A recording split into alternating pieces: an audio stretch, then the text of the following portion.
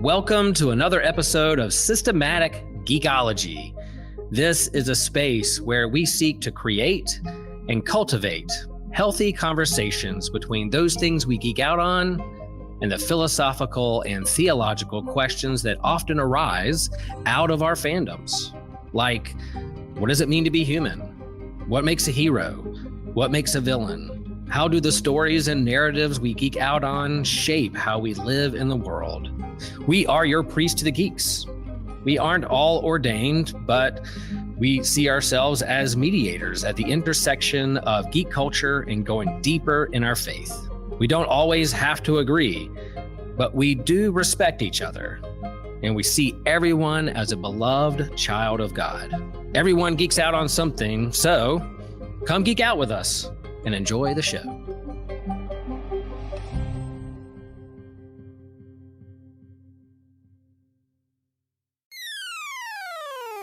You're listening to an Anazal Ministries podcast.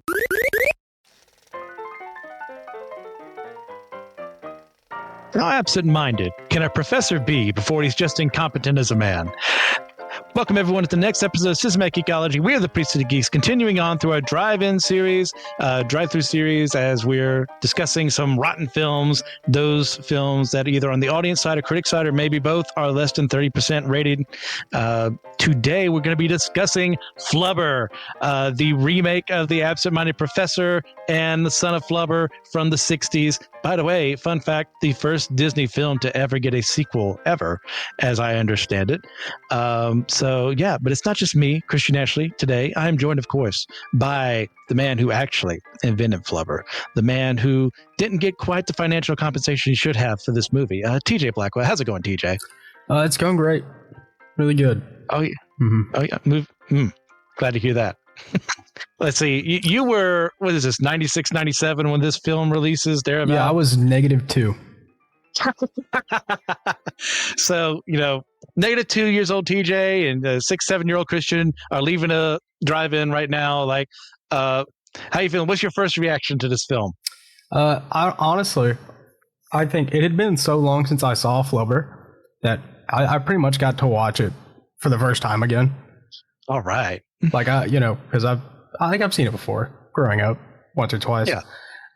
But I honestly, I think it's really good. Like, it's not the best movie ever. It didn't hold up the best, special effects wise, but it was fun. It was really fun, and I think Robin Williams brings a lot to the role. Yeah. It's a very Robin Williams film. He gets to be himself. It's nice to see that on screen. I mean, he just brings that certain chutzpah that he has to every role. Yeah, it's not the best of the best by any stretch of the imagination. I can see why other people would have issues with it, but like my first reaction would be like, man, this is pretty cool. I had fun. I wasn't the most deeply thinking film I've ever watched in my life, but you know what? That's fine. Sometimes you just got to watch a movie and have fun. And this is a fun movie. Yeah, it's a fun movie. That's what it's supposed to be. Okay. And I think it accomplishes that pretty well. Okay. So would you like to explain a little bit like what this movie is, and I'll piggyback off of you? So basically, we've got our main character, Brainerd. Yep. Really on professor. The nose. Yeah, really on the nose. And his first name starts with a P, doesn't it? Or is that just his email address? He's P-Brained. P-Brainerd. All I remember is calling him Brainerd. Yeah.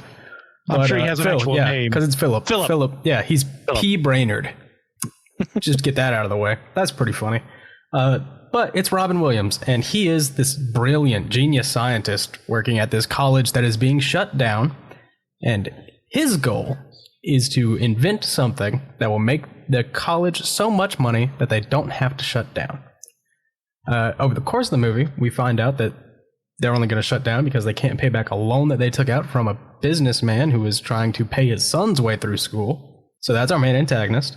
And Robin Williams, while trying to save the school, also is trying to not lose his fiance, who has stood up at the altar twice when the movie starts, and a third time as the movie starts. Yeah.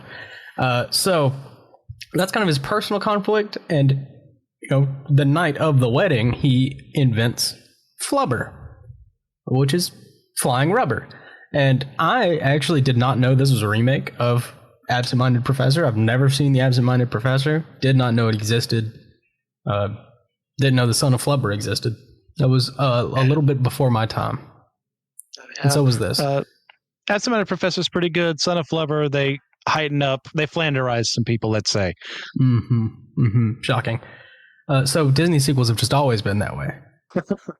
Cool. So, basically, we go through some shenanigans about flying rubber and how Brainerd decides to use flying rubber, and we get to know his little house full of robots that he's invented because he is a genius inventor.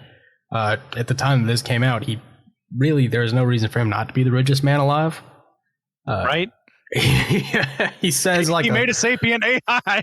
Yeah, he made an artificial intelligence that is fully sapient, and he also made a Rube Goldberg machine-esque, like it is definitely robot fueled, but it also is kind of Rube Goldberg-esque breakfast.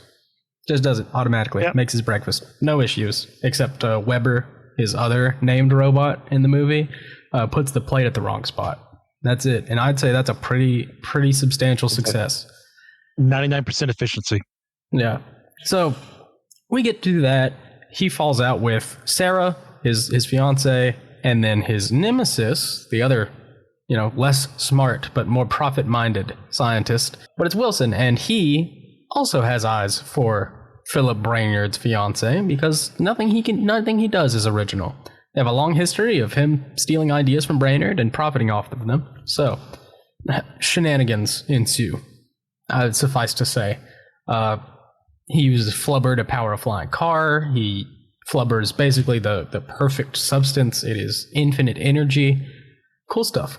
They use it to play basketball, which was cool. It was like Space Jam almost.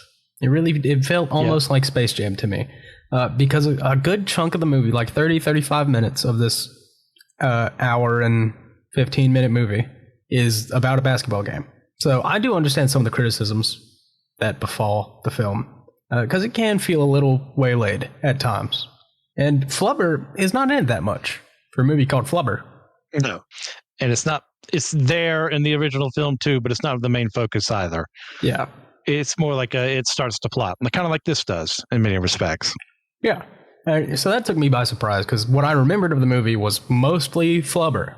Oh, yeah. I do remember seeing the trailers as a kid, and it feels like, that's all the movie was about, was them just having, Flubber parties and stuff like that. Yeah. But no, it's very, very small in the film. Yeah, it's small.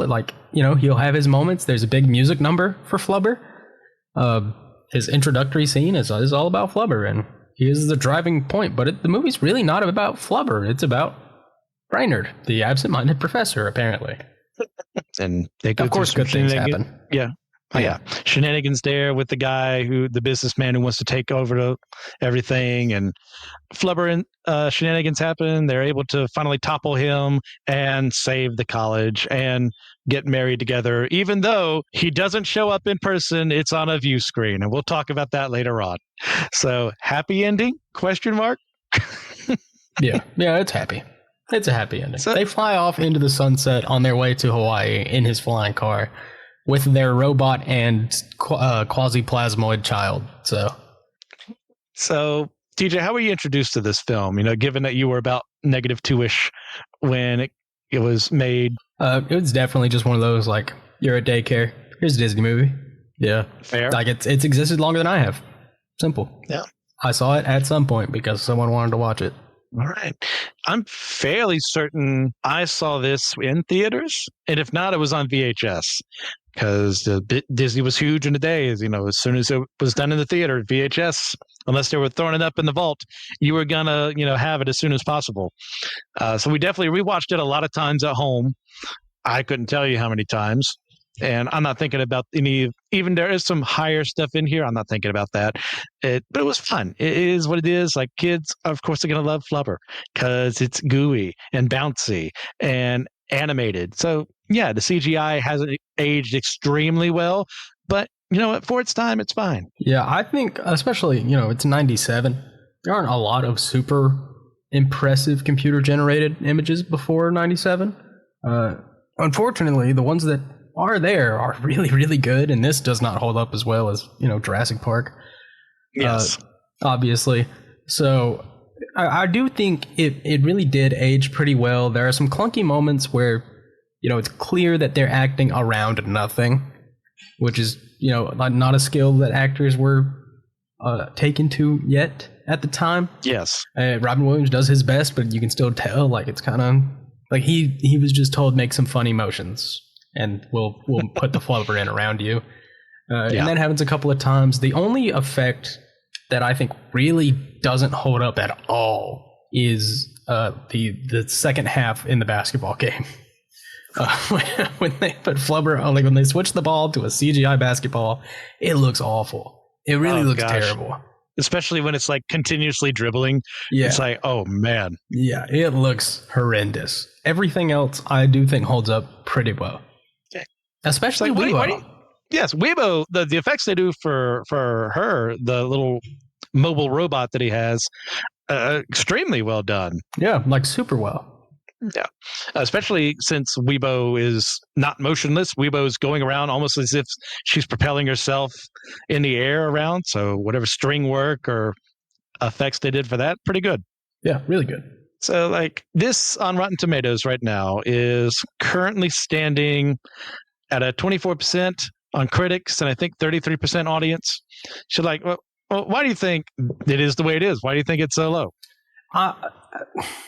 If you're not looking for a fun movie to watch, that's definitely will score low for you. I understand that. And if you wanted something a little more serious, a little something more Robin Williams centric even, it's not for you either. Which I think is where a lot of the bad reviews come from, is like, well, this is Robin Williams in 1997. Robin Williams, like, this is the funniest man on the planet. So, it's not quite there. It's not quite Robin Williams level. Thinking about doing this episode, I was like, it's probably Disney's third best sci-fi movie and second or third best Robin Williams movie. So fair. A lot of it will come from that. And I do think, like me, a lot of people, when it came out, expected it to be more about the flubber. And it really does focus on Brainerd's relationship. That's the driving goal. And there are, like we said, flubber shenanigans and experiments. And you get the evil businessman subplot, but it's mostly about Brainerd.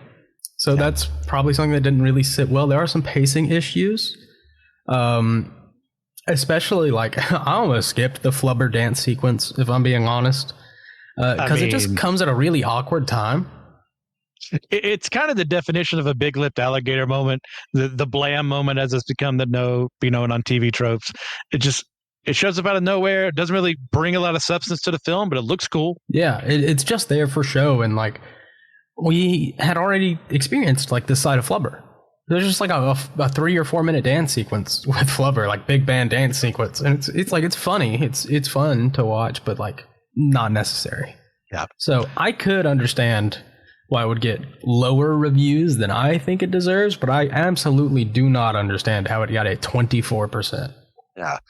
That does boggle the mind. Like, I could get, some of these reviewers may have been old enough to have seen the original film maybe as kids, and maybe that kind of tainted their experience, which I get.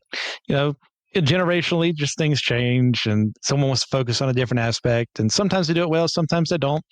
I think this is an okay take from the 90s. Like in the original film, like there's more of a subplot of like him like contacting the military for potential applications there, and like it built in that very 60s way of we could also use it for peace. As he's also doing all these other stuff. It's interesting that way. So maybe they didn't want to focus on it here. Like, I think it may just be, sometimes you're just a crotchety old man and you're not meant to watch a kid's film. And you know what? Sometimes that's me. And I may not like it, but a kid can look at it and say, man, this is amazing. And that's fine. They're not right. I'm not right. It's subjective. Yeah. And I do understand why people would rate it kind of low. It does get a bit strange towards the end. And then like Weibo's whole thing. I assume Weibo was not in the original. No, he had a dog. He had a dog. Okay.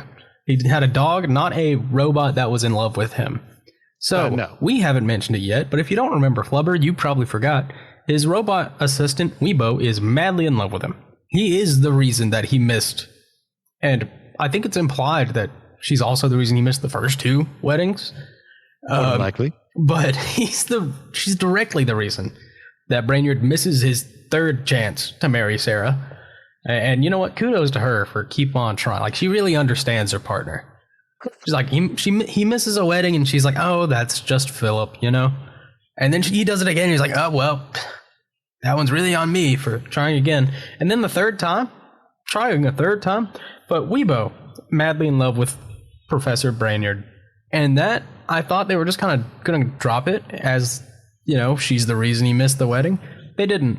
That continues. And then Weebo, like, dies, actually, trying to save Flubber from getting kidnapped. Are we considering Flubber a real character?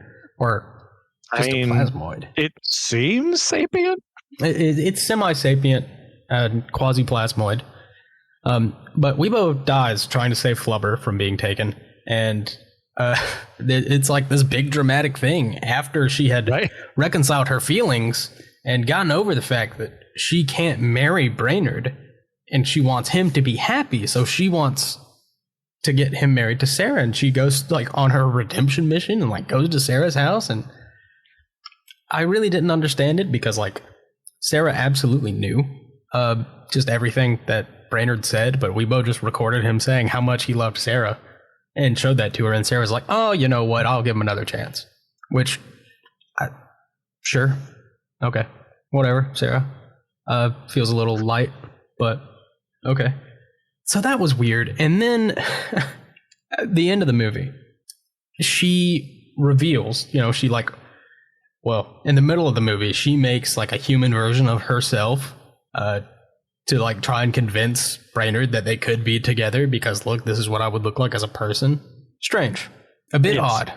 So that's fair enough. If they took points off for that, fair enough. It was weird. It was like, it's kind of cute because, you know, she's just a robot, but she's fully sentient. Like, she knows exactly what she's doing. And then in her death video, you know, if you're seeing this, means I'm gone. But I downloaded a profile of myself onto this computer, and also I changed some things, and I fixed my flaws, and I added a little bit of you. So treat my daughter well. So they kind of have a child together, right? Against Professor Brainerd's will. I mean, is this the beginning of Skynet? I mean, you bring up some good points. Like, do you think it's trying to say anything about AI at all? Or is this just like, hey, we'll just throw it into the movie and see what sticks? Yeah, I highly doubt they were trying to say anything about AI here. Anything at all. It seems almost impossible. I agree. I don't think they were thinking of the implications. I'd think, oh man, wouldn't it be cool if this happened? Or wouldn't it be sweet if she said this? Say, hold on. No one's thinking about what would happen afterward. But you know what? Whatever. It's in the film. It's still a fun film. And then, you know, like he builds the robot. He builds Weebo's daughter. And him and Sarah just treat it as their child. Like, yeah, that's their daughter now. And Flubber is their son. Hey, it's a weird family, but it works.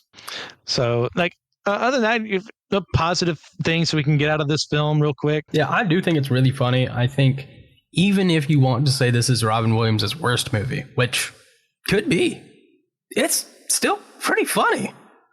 Like, it's a good time. I wouldn't say it's a roaring good time, but it's a good time. It's enjoyable. Like, it's fun to watch. I'll probably end up watching it again, you know, within the next couple of years. Yeah, I'll come back to Flubber. Because it is fun to watch. You know, not as fun as other Robin Williams movies, but he's still Robin Williams, and he's still phenomenal. The acting here is really good. They play it so straight all the time. And I think that's hilarious, too. And then everyone else also does do a good job. Like, there's not really bad actors in the movie, except for the bad guys, because, you know, they're bad actors. I mean, Clancy Brown. But it's super funny. Like, the slapstick, it lands. It's good. I will probably just be skipping the Flubber dance scene.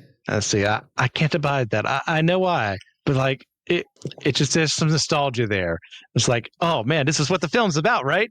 It's like it's not, but it's cool. It feels like a commercial. I'm there for it. You know what? It does. It's an inoffensive film. It's got some charm to it. Is it his best? Absolutely not. Is it Disney's best? Also, absolutely not. But yeah, I agree. Like a couple years down the road, like it'd probably been 15, 20 years since I last saw this film.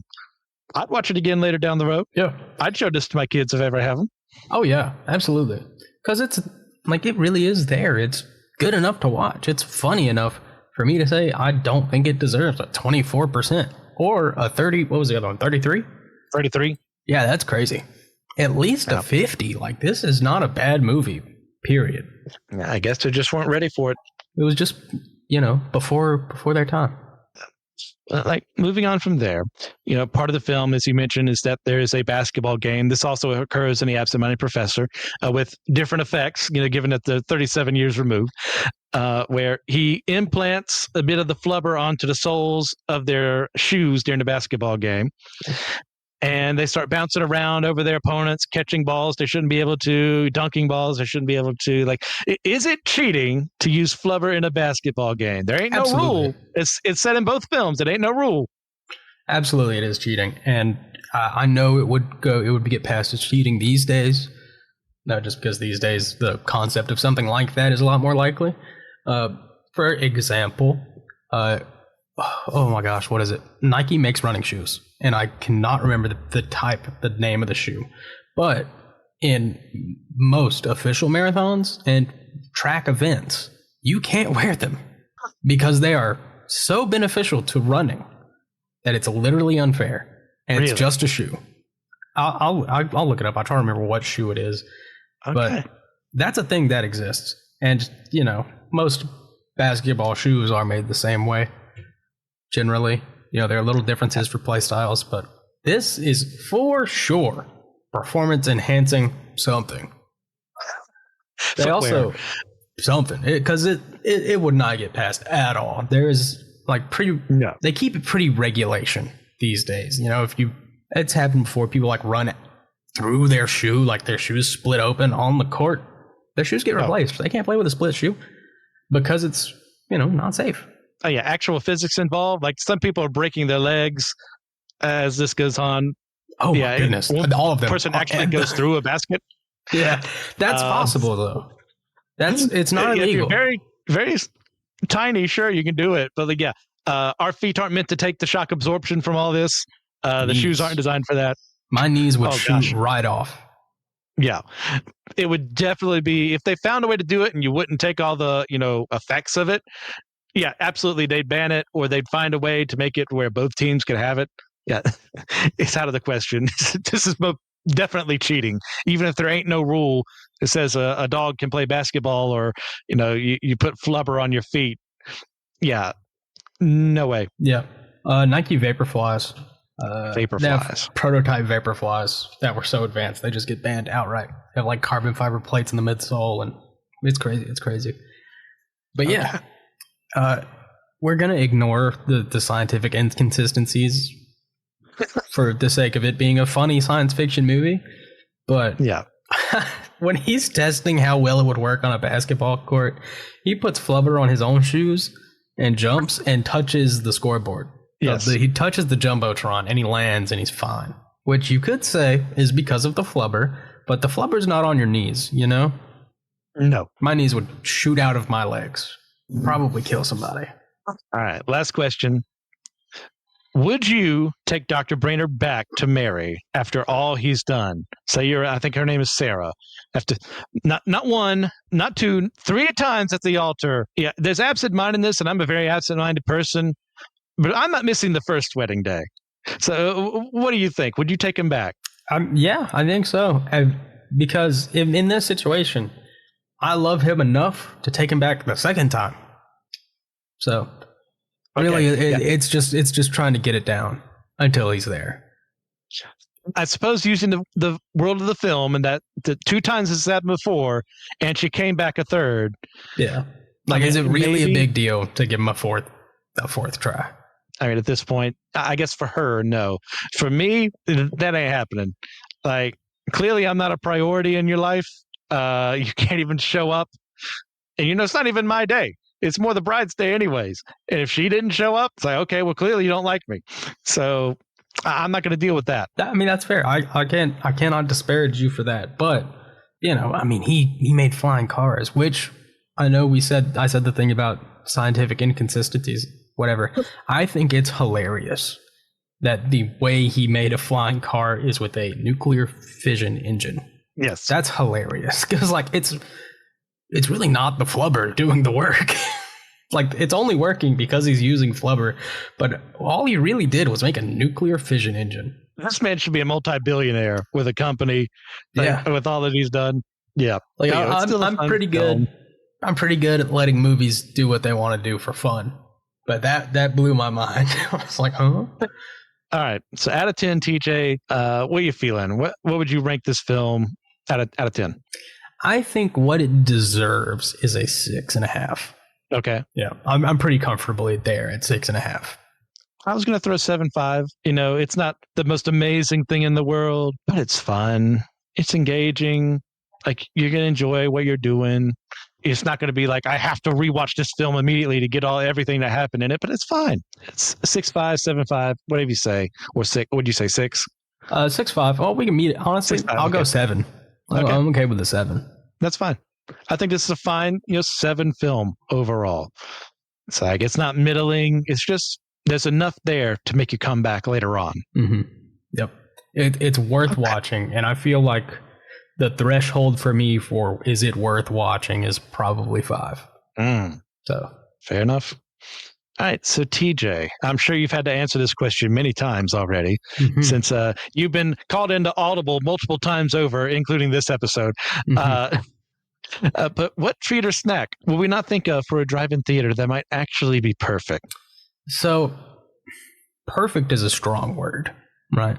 But with the capacity, the ability, I think fondue would be amazing. And if, you can't get a big fondue pot in the back of your car and, pulling backwards to your spot at the drive-in and use we have modern technology. It's possible now. It really is. But if you can't, I think raclette would be a really phenomenal drive-in treat. If you're not familiar, it's like a fondue-ish kind of thing. Hot knife, scrape the cheese, put it on something, ooey gooey goodness, and with not quite as much of a mess as a fondue. Yeah. Well, I resent this question because it's making me think about things I'm not supposed to have anymore, with the diabetes diagnosis and all that. But you know what? Screw it. We're already here. I don't know. Have funnel cakes ever been at a drive-in theater? Oh, for sure. Have to be. Okay. I can't remember. I used to do it all the time back in the day. I don't remember there being one. I live pretty close to one of the only drive-ins left in our state, or my state. But I'm going to go. I'm going to see. Because I feel like, to me, a drive-in feels almost like a fair. You got it. Surely, some drive-ins sell funnel cakes. I mean, if they don't, they're losing out. Because, that's sugar overload, and that's what I can't have anymore. But that's what I would really want. Yeah. Like a nice light funnel cake would be great for a drive-in. There you go.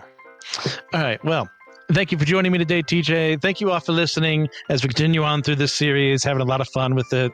I've enjoyed all the films we've done so far. It's been enjoyable to hear what people have to say. And the 50 others TJ's been on. He was only supposed to be on 2, but here we are yet again. So thank you guys for all that you do. Please, if you get a chance, leave a 5-star review on your podcasting platform of choice. Help us with the ratings there to help us find more people. But remember, we're all the chosen people, a geekdom of priests.